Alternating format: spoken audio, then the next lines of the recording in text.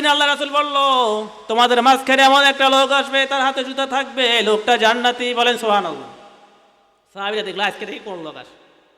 এইবার সাহাবীরা লক্ষ্য করে দেখলো 2 দিন যে লোক এসেছে আগে, আজকে ঠিক ওই লোকটাই। বলেন সুবহানাল্লাহ। হযরত আব্দুল্লাহ ইবনে আমর ইবনে আস রাদিয়াল্লাহু বলল, এই লোকটা কি বড় এত আমল করে, জানা দরকার আছে। আছে না নাই? আল্লাহ রাসূলের জবান দিয়ে যাকে জান্নাতে বলছে, নিশ্চয়ই কোনো বিশেষ আমল আছে।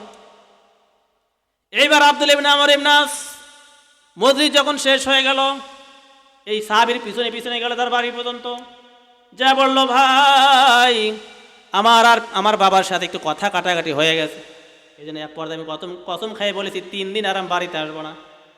আমাকে যদি 3টা দিন তোমার বাড়িতে একটু জায়গা দিতা, রাত্রি যাপন করতাম, যদি একটু মেহমান বানাইতা বড় ভালো হতো।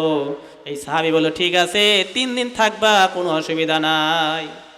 3 দিনের জন্য মেহমান হলেন।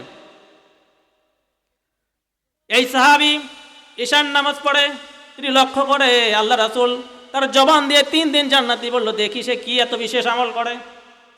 আব্দুল্লাহ ইবনে আমর ইবনে আস দেখেন এই ব্যক্তি বিশেষ কোনো আমল নাই, ঈশান নামাজ পড়ে, সাধারণ কিছু আমল করে সে শুয়ে পড়ে, আবার ফজরের আজান হলে মসজিদে গিয়ে জামাতে নামাজ আদায় করে। বলেন সুবহানাল্লাহ।